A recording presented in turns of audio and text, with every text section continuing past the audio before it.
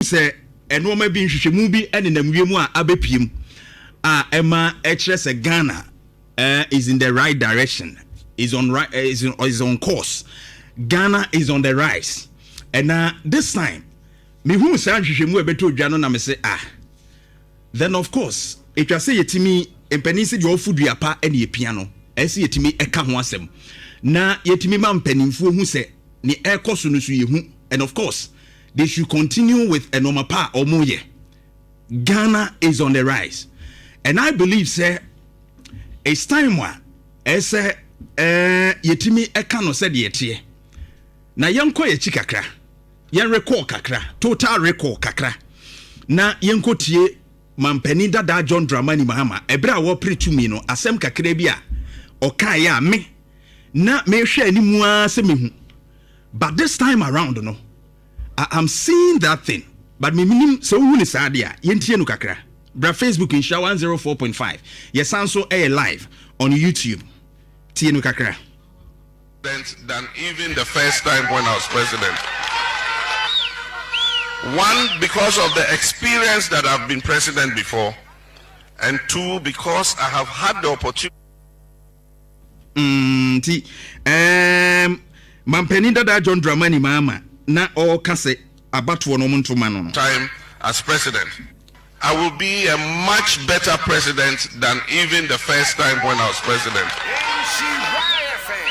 One, because of the experience that I've been president before, and two, because I have had the opportunity to reflect on my period of time as president. And it gives me a focus on the things that we need to do to turn around the fortunes of our country as quickly as possible. I will be a much better president than even the first time when I was president. One, because of the experience that I've been president before, and two, because I have had the opportunity to reflect on my period of time as president. And it gives me a focus on the things that we need to do to turn around the fortunes of our country as quickly as possible. We assembly John Dramani Mahama kan ebra na or preach to me no say wabeye mampenida, but obetumi aka na wa shebo asisu pise obeye better president than said ye na otie kanen yin si about the first time atwam and the second time mu no we edimani adi akira for time a wabedi ade no hwe enhyehyɛ ne ade ano wode ye na this time around John Mahama any moment for 1 year for the past 1 year I can confidently say it's Mahama's moment here. Why are dear ese ebo wabaso because another Ghana for when say ni mu ya no ye benya a turn around e wo no mem. In fact me ebra o choose less than 100 ministers no and me hu say no ma ebese sankakra because say wo hwe appointment ni ministers ni sika ye say wo mo ho a na nya gro e ho na me hu say things will turn around ba na ye hwe ni mu ye over 100 ministers ekowi ase no yetwa yese agyaadwo mu now ato forcing the finance minister enso nhyehyɛ odigu akwam sɛ ɔmma institution bia ensade we mesrɛ sɛ nke yenya mmranto mmranta akiri na enka ho sɛ abaye dwumakuo bia wɔpɛso oyi sika edidi dwuma bi no etwa sɛ go through certain processes ya enkoye te se o mo sori ya ye ne ye de IGF ye ne ye de sika ye ne ye de sei aban sika na ba ye ne ye kire de ye de ye no ke se wo mo de nhyehyɛ no to se de etie ene wo be di sika anase wo di sika be ye bibia age se komu atu approval a finance minister ani be wom bi etwa se saa de no ye kosoma ne tena ho na nkoye se mpanimfo bi kɔgye di bia bia de wo mo pɛ ene wo mo ye wo and that fiscal discipline na mo de aba no I'm happy ye mane nhyem na sika die basa no obi gi position a na ye tu pada gu ni so ne ye boni hire die ntia ye bewie sika ba fie. But when you do this for the first time for 1 year yen shedam hu major scandal bia se suspicion bi anase bia obi awie sika bia ne na mu hu no I can confidently say this government have performed well. For 1 year, nidia. Yebebo mabaso. And those things na mo ye no a mudia gu akwemu a mo ye ensure fiscal discipline. Ene nhyehyɛ pa no a egumu emam krofo adwuma mu mpanifo bi ntimi emfa sika ne ade na for 1 year enhye dante no. Emre bi atwa mu no ne ade nyina no. In fact, Mahama ne first time no kra no na obete no. Na ni namu nkofo wei yesi wei akoye wei yesi wei akoye wei. But for this one, the second term, said we can say he will be a better president. Now, yenti major scandal be for 1 year. Anya shikrank a better perception. Man for bekeka a better kekasem ni ade but yenti bibiasa. And that is why me bo wabaso. Sa wono apam for the mo ye no. Monko so na me hu se appointees ni bi ni party members ni hyekyire ena omo ye no maybe I said they are not comfortable because omo ntimi nya de omo pese omo ye Mahama faunansi fam emo omo wie bibia emma omo kwan sika no de Ghana de am omo kwan kra ye hu se binum ena ye say ye me kwan kra me ensan ye sika bia enfiri ekofesi mu ena ye say ye ho kire yen ena position ne kra ya jinsu ye hu so wontumi nya akofie untumi nya fa krata ko mama mpani John Dramani Mahama say me ntimi nya adwuma no me kofie because kane no de he said he will be a better president enye kane no amone ne be ya adwuma no na mu wie na mu die no this time around it will be different and mampani John Dramani Mahama na try say e be different and be better said you kan no than before because first time you first time no.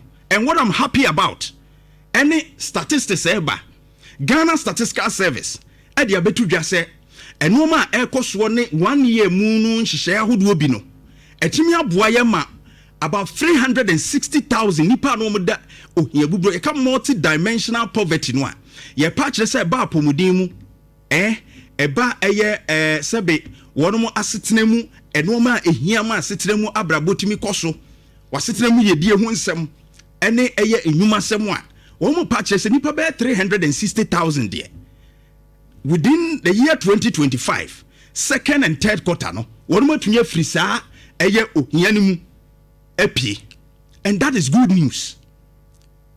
That is good news. And okwo wani mu a aye ye kan Ghana Statistical Service e beka say bia aban point nti na say Institute of Economic Affairs omo nso de abase say ye ka say Ghana oyi ni pedu a emu be ya enum konsia de omo say anigye wo mani mu pa omo so mani age papa ba bia oman no ekono enu ana ye ka ho asem di nti no mo kasa uko wani mu a wo say cedi no a akosoro no by 32% against US dollar no in 2024 coming to 2025 no aboa ma setena mu aye mere amankrofo ama inflation ko fam no ma na nka akodwa so a ubehun se we kosoro ukoto 5 cedi ne ochena ye 7 cedi ne ko nanim no omo kire say because e slow down ne free eye 23 point something aba eye 5.4 no se say there ama asetena mu adwo kakra nti wura mu a 58% of Ghana for say anigye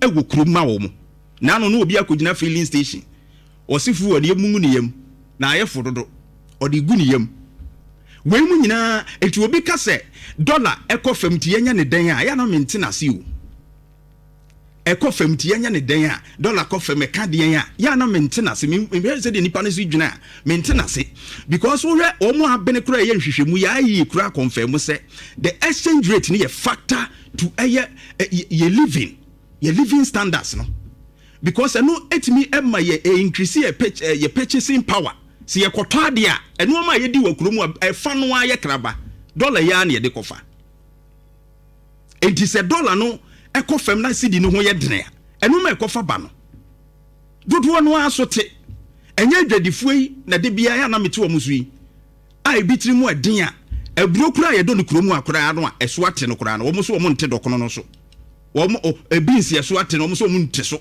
eti ye nya yesu ban sabe nipa bonsam ne etirimoden enso ka ho bi ba wo hwehwemu na kire se de odwo wo kurom a anigye ewo kurom kakra tie bebo abaso anyame na meka nyame nko na meka bra Facebook Nhyira 104.5 behwe NSO usu bempa ne ɔno nso kae wei ɔno nso ɛsesesei wɔn pɛ so wɔn defend MPP but defending MPP abɛyɛ den ɔsɛ Ghanaians see anyone defending MPP as a mad person because of John Mahama's performance.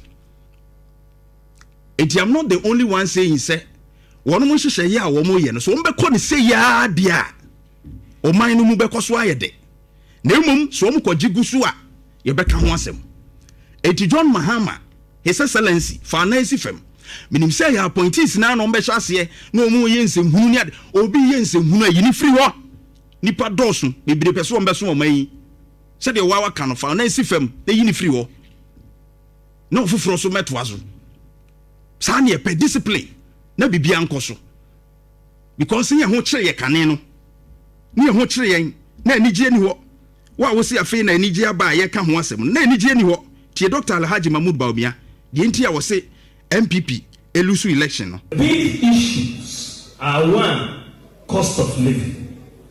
Nneɛma boɔ ɛkɔ soro ahokyere ɛbaa deɛ ka no ɛyɛ adeɛ a yɛfrɛ no arrogance of power.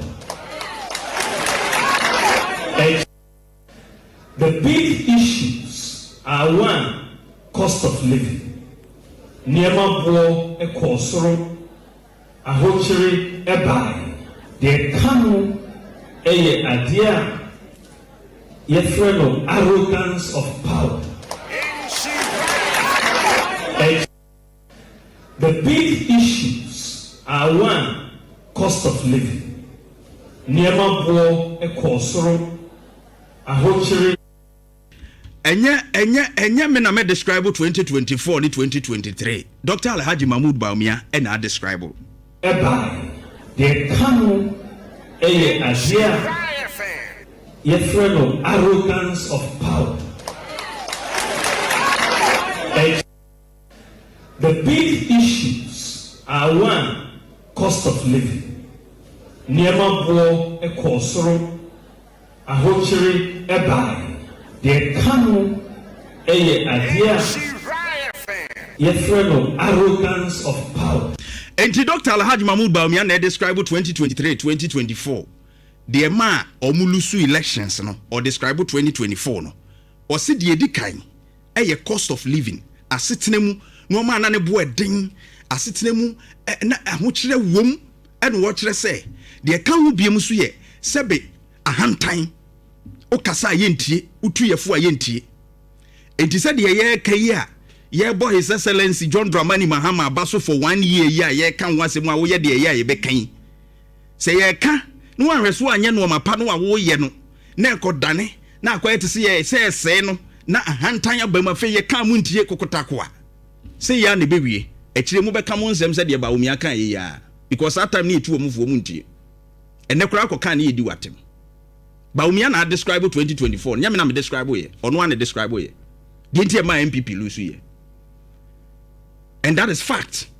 And any Ghana Statistical Service kyerɛ sɛ 1 year ni mu ni at least Ghana for we nije.